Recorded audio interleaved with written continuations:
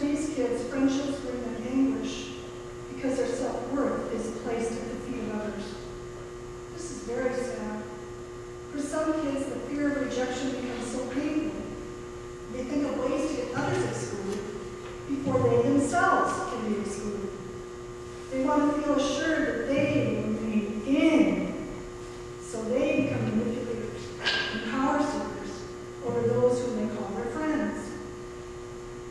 Do you remember when you were a child, the agony you felt when you tried to fit in and you couldn't?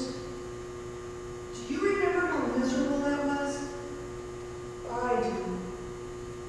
And because you weren't accepted, you thought something was wrong with you. Or, maybe you were one of the lucky ones. Maybe you were fortunate enough to be accepted by the group. So how did you like the constant anxiety you felt, knowing that you could be rejected at any time? The child educated in progressive schools is insecure because he eventually gives in and surrenders his judgment to the pack. Once truth and logic go out the window, what is the child left to guide him with? Emotions and whims. And this should scare you to death. Because kids like this are headed for big trouble later on. I'm going to read to you from a quote from an article printed in the Los Angeles Times, February 1997. It was entitled, "Socializing Students for Anarchy."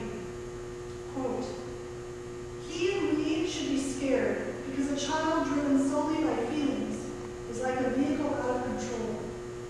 Which feelings will guide him? The fear and anxiety generated by ignorance and cognitive incompetence? The frustration and rage felt when his desires aren't immediately satisfied? The self-hatred that gets subconsciously projected at others? The false security offered by a gang? The desire to control others by force because of an inability to control reality?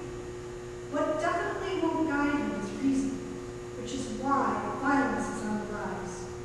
If people disagree on a certain issue, they can discuss it logically, adhering to the facts to determine who is correct.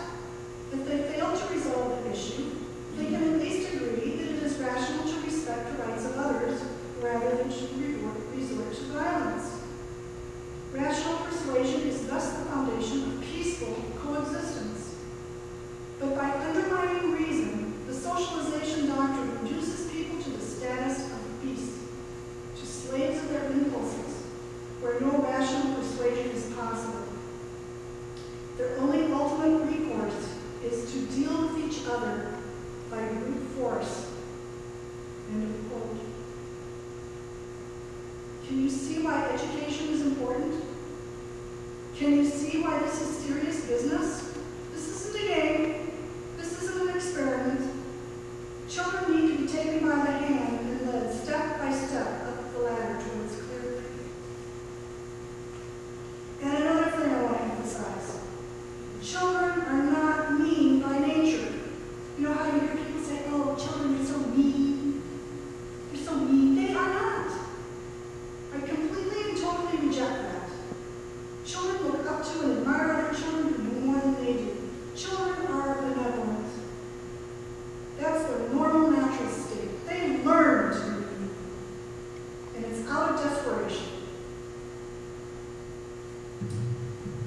Now, once the child is properly socialized, he is still somehow expected to learn. Can he? Think about the true nature of the child and ask yourself how he learns in modern schools today. Is he allowed to be independent and work alone if he chooses? Is the environment orderly? Does he use concrete objects with control and error? Does he learn in sequential order? Is he allowed to make choices in his learning? Are his sensitive periods being met?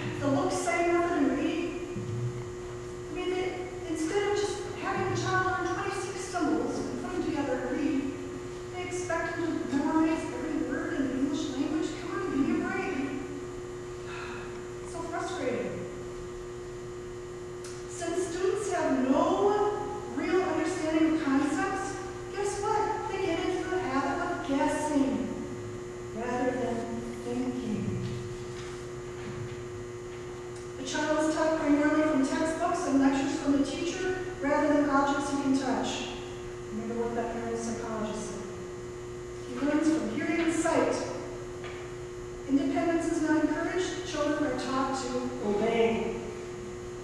Children become dependent by being overpraised instead of evaluating themselves.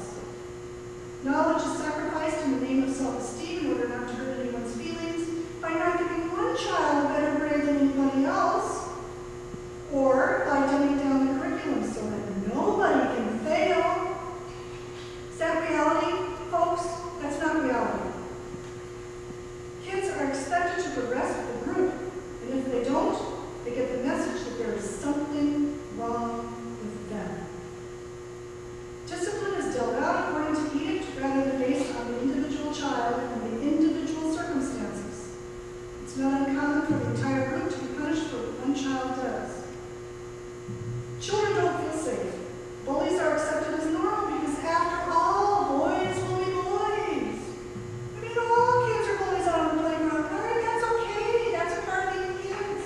I reject that. Children are made to sit at desks all day.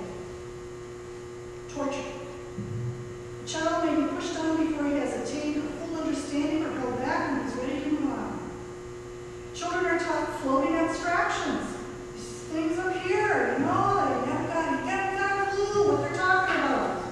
You memorize the theorems and you have no idea what it's about. In some schools,